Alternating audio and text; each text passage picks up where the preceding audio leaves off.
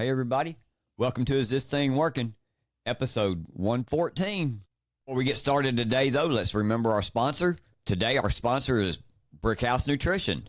And one of the great products that Brickhouse Nutrition has is Field of Greens, your daily dose of vibrant nutrition, packed with organic greens, fruits, and vegetables. Each scoop delivers essential vitamins, minerals, and antioxidants.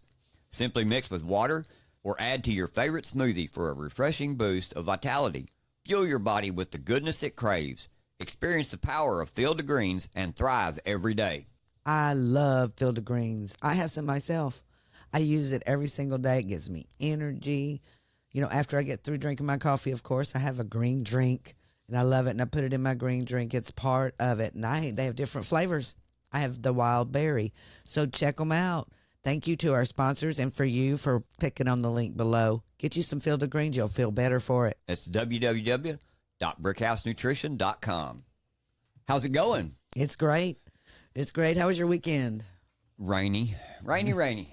Yeah, it flooded here in East Texas pretty much. There was a point where we couldn't even get out of our road. It was pretty wild.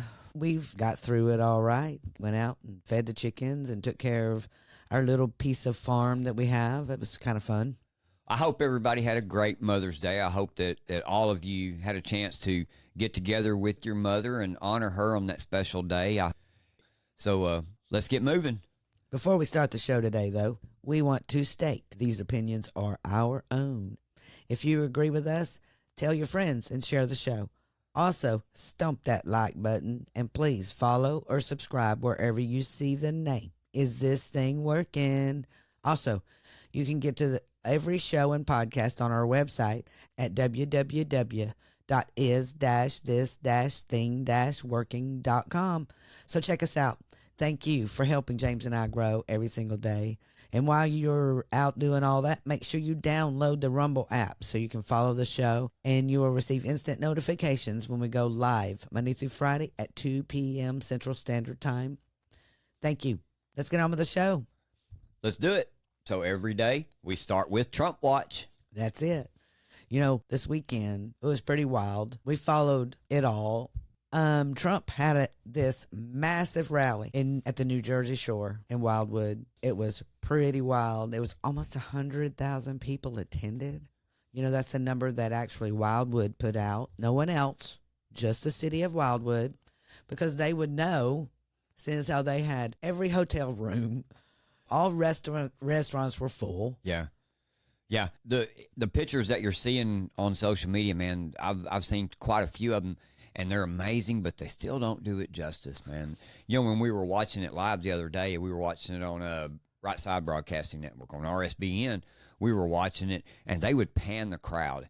And, man, it was just massive. 100,000 is bigger than a Super Bowl crowd. That's as big as a Michigan Wolverines Saturday afternoon game or an Ohio State game. That's a lots of people. Yes. You know, and it was great to see President Trump. You know, he's been in court for weeks. And, you know, this really probably did his heart good to know that the people are watching what's going on with him. And they're behind him 100%. It would seem the people were happy. They were happy to see him outside the courtroom. Well, and I tell you what else that shows, too, is that shows exactly where the people of the country are standing. And everybody knows that President Trump's the man. We need him come November 5th, 2024. And yes. I believe the voice of the people is going to be loud this time. Well, it was loud on Saturday. Yep. You know, the crowds, they were erupting into chants all over the place, blasting Democrat lawfare. I mean, and, you know, we see it. Yeah. Everyone sees it. It doesn't matter what side of the aisle you're on. Yep. Everyone sees that it's bullshit. That was what they were. Yeah, they were chanting quite a bit. And they began chanting that after he talked about all of this that was going on, all the charges, the fake charges and the things they kept leaving against him. And he said it. He goes, they just keep bringing it, and it's all bullshit. And as soon as he did, the crowd erupted. Yeah. It was awesome. But let me ask you, could Biden ever bring a crowd like this? No. Not even a paid crowd. I don't think even the paid ones would show up that much. No. You know what I mean? And what was so weird is Biden also had his thing this weekend, this fundraiser. I seen the difference. Yeah, they showed a picture of the inside of that room, and it didn't look like there was 100 people It there. didn't even fill up the room. It was like they kept showing pictures of panning of the. My bands drew a bigger crowd on a Friday night. And did you see American flags like you see at his rallies? You know, I mean, we're looking at pictures here, and everywhere is an American flag. There is not another flag anywhere. And I was going to say, too, the biggest difference in both of those pictures that you see is you see authenticity. You see real people bringing their real support for him. And in the Biden picture, you see a bunch of people sitting in chairs just looking forward, and there's no excitement there. There's nothing there. Probably half of them are sitting there going, God, I'll be glad when this is over so I can get on with my day, man. That's right. I kind of think that. I do too, you know, and boring. Could you imagine them going up there and talking about their policies? And knowing, could you imagine? Yeah, and knowing in your mind how much those policies have already failed us anyway, and they're continuing to tout them. I know. And then they force you to sit in there and listen to that. I mean, you hear the difference. You definitely hear the difference, and you hear also the Democrats, leftists or whatever, they come out. Those people there, they honor him like they just love him too much. We don't do that on our side. That is what I kept seeing. You know, we don't worship people like they do, you know, like MAGA does, you know. But you want to know something? They're always talking about MAGA, MAGA, MAGA, MAGA. Well, you know, the thing is, the majority of those people there, they don't identify as MAGA. You know what they identify as? Americans. That's exactly patriots, right. Yep. People that are sick and tired of inflation, border, pro-Palestinians. And all the chaos. And all the chaos that's going on with the Democrats. They don't want it anymore. Yep. They want to live their lives with their families, and they want you to leave them alone. And you know what we want? The same. And we want you to leave President Trump alone and let him get out there and get elected like everyone knows. You can see it. Yeah. You can see it right there. You know, and when he goes into court this morning, he stands out there and gives his, you know, what he does every morning and just says, man, this is election interference. But guess what? All of a sudden, after all this weekend, guess what? There was people standing behind him today. Yeah, so with him being back in court, and even with this, the absurdity of all of this is continuing, because last week we find out that exactly like Jack Smith has done, Alvin Bragg's office gets caught doing the same thing. Yes. I know it's crazy because as he's going into court, he's got Republican representatives right there following him wherever he is now, because these people know that this court, Alvin Bragg, is bullshit, like they chanted at the rally. Yep. And everyone knows they won't be elected because they have done nothing, not one thing to help him. Right. To help him with these, while he's been battling all these Soros DAs, Biden's, whatever he does to try to just dog President Trump, pull him through all kinds of bullshit. It's all bullshit. Right. Well, let's talk about the bullshit then. Let's do it. Let's talk about it. We got this coming up today, but we also got the news from last week. Well, this come out on Friday, and this was after our show, but it come out on Friday, and this is a Gateway Pundit article from Joe Hoft, and the headline says, "Lock them up. Now, D.A. Bragg's office is caught tampering with evidence in the bogus Manhattan case." Yeah, Hoff goes on to write, now it's corrupt Soros-backed Manhattan D.A. Alvin Bragg's gang that's tampering with the evidence. The Obama-Biden gang, so corrupt and anti-American. They're criminals through and through. They're thieves, liars, and destroyers. He says last weekend it was uncovered that the Biden regime's DOJ and Jack Smith tampered with evidence when they raided President Trump's home in Florida. And this was the first time a former president's home has ever been raided. The act was criminal. Biden's DOJ and the FBI stole documents from President Trump and set him up with those documents. And so we now know that it was all a setup. The corrupt group who ran this operation were caught, and they had to admit they got caught, which brought us to what we're talking about. Now it's being reported that Manhattan DA Alvin Bragg tampered with evidence as well. He too was caught. He too was caught. And this is what Greg Price wrote on Twitter. He said one of Alvin Bragg's paralegals admitted on the stand today in the Trump trial that his office deleted 3 pages worth of phone calls between Stormy Daniels' lawyer Keith Davidson and Michael Cohen. And not only that, but they submitted the call records into evidence, but didn't mention to Trump's team that some of the files were deleted. So this trial becomes more insane day by day. Yeah, just one more thing to call it. Bullshit. Yep. Every bit of it is election interference. And all day Sunday, the pundits on all the news medias wanted to come out and ask, all the Republicans that went on these shows. And why do they do that? Why do they go on shows that hate them? Right. And I don't understand that. I can't get over why they think CNN and Meet the Press and all that is important anymore. I don't get that. In my brain, I don't understand why they put themselves through that when obviously after President Trump's beautiful rally, all they can think of is, are you going to accept the 2024 election? Yeah.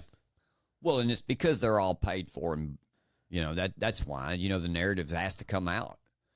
I wonder about this, and that's why they continue to pound you on these lawfare against President Trump and what they do to him.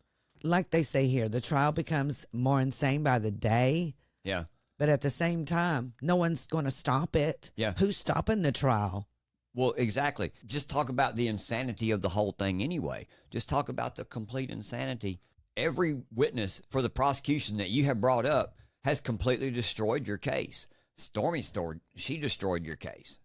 Now you've got Michael Cohen coming in today to testify. Look at this. You had Stormy Daniels, who admitted that she never had the affair with him. You know what I mean? Mm-hmm. With President Trump. She came back and admitted she never had nothing to do with him in this. Then you've got Cohen, who is a convicted felon. What was he convicted for? Lying to prosecutors, lying to police, lying to Congress. This case is a joke, man. And it's just one more thing that keeps President Trump off the campaign trail over and over. And when are our Republican representatives going to finally stand up and call this bullshit? Yep. Why? When? When are you going to what? When you walk behind him into court today to say, hey, look whose side I'm on. Now, we'll say this. J.D. Vance has never, not one time, changed his mind about President Trump. He has always been there for President Trump and always been supporting him. But no one else that walked in there with him did. Right. Like, where are you, Tuberville?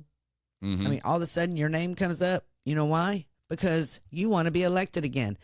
And Republicans are so sick of all of you that I'm going to be honest with you. I don't even want to vote down ballot. Do you? No. All I want to vote for is President Trump. Right. I don't care. If you're not going to do anything for us now, do any of our priorities that we want, exactly, then why should we vote for you to be in there at all? We elected you 2 years ago to do this. You promised us you were going to take care of all this kind of thing. That you were going to be strong enough and stop the Democrats. And you did nothing. You did absolutely nothing. Hey, are you looking for your next unforgettable experience? Discover and attend the hottest events in your area with Eventbrite. From concerts to conferences, festivals to fundraisers, Eventbrite has it all. With our easy-to-use platform, finding and purchasing tickets is a breeze. Plus, with personalized recommendations based on your interest, you'll never miss out on an event that's perfect for you. Whether you're a seasoned event goer or just looking for something new, Eventbrite connects you with experiences that create memories to last a lifetime. Download the app or visit their website today and start exploring your world with Eventbrite. You know, another thing about this case, this evidence tampering, by the way, that Alvin Bragg did is a Class E felony in New York. What's a Class E? What does that mean? I wonder. It says believing that certain physical evidence is about to be produced or used in an official proceeding or prospective official proceeding and intending to prevent such production or use, he suppresses it by any act of concealment, alteration, or destruction, or by employing force, intimidation, or deception against any person. Tampering with physical evidence is a Class E felony. So where are the lawsuits? Where are the lawsuits against Alvin Bragg? Where is a criminal charge against Alvin Bragg? Yes. Where is it at? That's what another thing that's always blown me away about all of this is that nobody will step up, play the same game that they play with you. They're going to lawfare you. Man, look at what they're doing. You've got every opportunity to lawfare them. Every opportunity. Yeah. So this is sickening, and it's going to be played out because that's what they want to do. They want to make you hate President Trump. But the Democrats, it's backfiring on them 100%, backfiring on them. And the Republicans, guess what? It's backfiring on you as well because you went along. You believed that the institutions you believe in are on the up and up. Or you pretended to believe that for some reason. To me, the biggest tell where all of them stood was from the very first indictment. And from that very first indictment, in my opinion, knowing that you're sitting here watching a current administration weaponize their law enforcement and their DOJ to indict and go after a former president that you just don't like and, matter of fact, are running against for a re-election, for them to sit there and watch all of that happen. And I'm not going to blame Democrats and I'm not going to blame Republicans. I'm going to blame all of you because, in my opinion, the moment that very first indictment come down, every single one of you should have been standing up in Congress and saying, this can't happen. They should have, and they didn't. But you didn't. That's right. They didn't do any of that. And what gets me is they're not going to do anything because they don't want President Trump as the president. That's the hard truth that we know. That is the hard truth. But the people want him. And you know what? The people seen what happened in 2020. And that's the hard truth that they have to face. Yes. And we need to make them face it. We do. And we need to keep pushing that the 2020 election was not on the up and up. Well, and everyone knows it. And as bad as mainstream media hates to admit it, there's polls coming out now. There's all kinds of data coming out now that I think the last number I seen was that at least 66% of Americans know that 2020 was stolen. Yes, they do. Yeah. You know, and another thing that gets me is while we're talking about the 2020 election, throughout this whole time that we have watched over these last 4 years of what's come out about Biden and everything that he has done, and we know has done. So we find out about the influence peddling. We find out about the kickback money. We find out about the classified documents. The way he pulled out of Afghanistan was a complete disaster. He mandated COVID vaccines, and people actually lost their jobs and their livelihood. All these different things that we've seen him do. You know, but let me ask you this. Everything that he's done that you just pointed out, you made this big old long list of what he did. What does the Biden administration, when they get tired of hearing negative things about Biden, what do? What do they come out and do? They come out and say, y'all need to stop talking bad about the president. Y'all need to stop talking bad about Biden. But not one time have I heard anyone say, stop talking bad about Trump. Well, do you hear that anywhere? Not from them, no, and you never will. So that's why you have to make your case louder and keep it out there even more. And just like with all the things that I just brought up, man, all of them are bad, you know, and all of them deserve jail time. But is that the worst thing that we know that Biden's ever done? No. Do you want to know what the worst thing that I believe that Biden's ever done? The worst thing that man ever done was crawled in the shower with his daughter. And now we know because she's confirmed that the diary that she had that we all know about that has came out, and even Miss Harris has been found guilty of stealing it and selling it for profit. Even that point right there about her stealing it and bringing it out is not even the worst part. The worst part is that he molested his child. She is the one that took her time to sit down and write this in her diary. And then on top of that, when they had the conviction in this trial, when it comes time for sentencing, she writes a letter to the judge instead of appearing for the sentencing hearing. And she writes the letter to Chief Judge Swain. And the very first sentence that she says is, I said that I'm deeply saddened that I even have to write this letter because my personal private journal was stolen and sold for profits. My personal private journal. In my opinion, She is not denying that that's hers, and she is not denying what happened in it. No. And she said, and she goes on to say, the point of the theft, I assume, was to be able to peddle grotesque lies by distorting my stream of consciousness thoughts. The reason I have decided to not attend tomorrow's sentencing in person is because it would only increase my pain. Nonetheless, I write to ask Your Honor to sentence the defendant to time in prison. Right.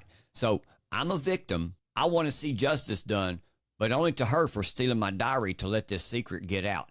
Not the true justice that needs to be done. Hey, my dad climbed in the shower with me and molested me.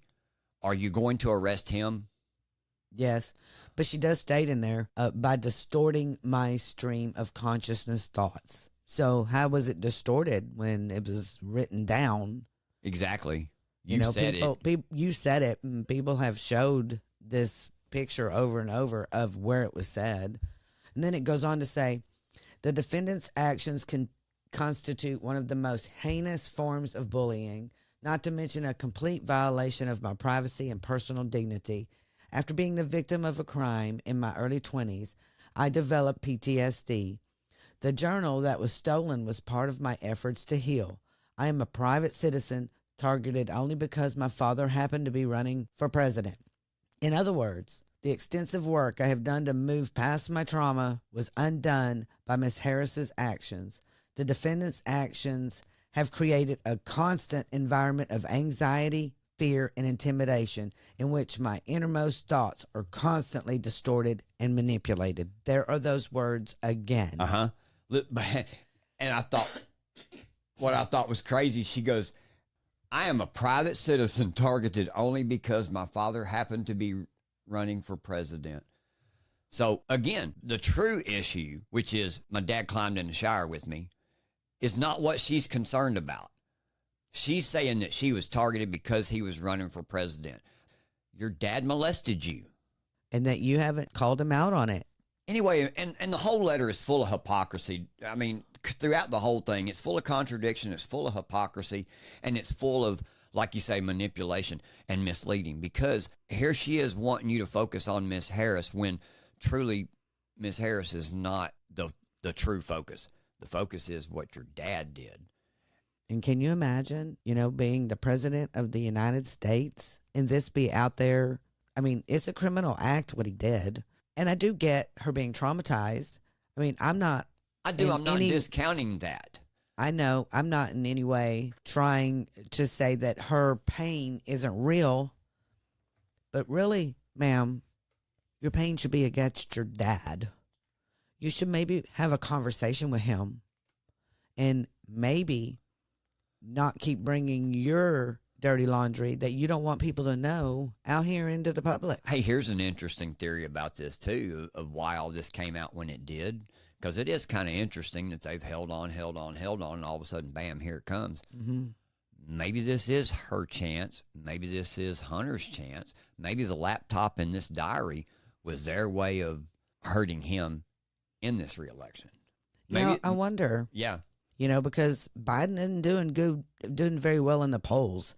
And I'm sorry, if anyone believes the polls that are coming out that has Biden and Donald Trump neck and neck, then you have been fooled. Yeah. Because there is no way that is even an option. I'm sorry. There is not even 40% of Democrats anymore. They're gone. The only way that they could win is by bringing in illegals across our border and having them to register to vote. And they're not even going to vote. They're going to use their names on these ballots. That's all they're going to do. Someone else is going to vote for them. That is where they're going with this. And we will be talking about this more and more as the week progresses and the election interference that's going on, how the Biden and the Democrats are going to try to steal the election, and we're going to show you. Well, let's keep talking about elections then. Zero Hedge puts out an interesting article yesterday, and it says Ukraine warns against questioning Zelensky's legitimacy due to wartime suspension of elections. Tyler Durden's the one that wrote this article, and it says here, to the end of Zelensky's 5-year term as president of Ukraine is set to end by the close of May, at least according to what was stipulated upon his getting elected. However, the government has made it clear there will be no new election. Officials have cited martial law due to the Russian invasion to say that after his 5-year term ends on May 21st, there won't be a new election until after martial law and wartime regulations are lifted. Ukraine's Minister of Justice confirmed this in a fresh weekend interview with BBC News Ukraine. He said the president's powers endure until the election of his successor. However, certain provisions of the Constitution are open to interpretation, inviting speculation or conspiracy theories, he said when asked about ongoing speculations over what happens after May 21st. He explained, there may be considerable debate and criticism, particularly considering that the Constitution's framers may not have fully anticipated the possibility of Ukraine being embroiled in a large-scale conflict, leading to some provisions being inadequately formulated. Folks, did you hear what James just read you? Read between the lines. Read between the lines. Maybe I'm being conspiratorial here, but well, they read expect between you the to lines. be. They even said there's going to be inviting speculation or conspiracy theories. That right there, conspiracy theories come true, folks. Well, they definitely do. And my conspiracy theory is this is a playbook that the Biden administration is testing right now. So be watching, be on the lookout, because you know who helped them make their Constitution? What? The Democrats make their Constitution. Yeah. Well, the read between the lines with me on this would be the fact that this is coming out, this is playing out right here. We're not going to have elections because we're embroiled in a battle and we're embroiled in a war. And then you see over the weekend, you see the crazy shit that Lindsey Graham come out and said about Israel nuking them, nuking Hamas. And you see all of this going on. It just kind of makes you wonder because our government's pushing for wars. We are.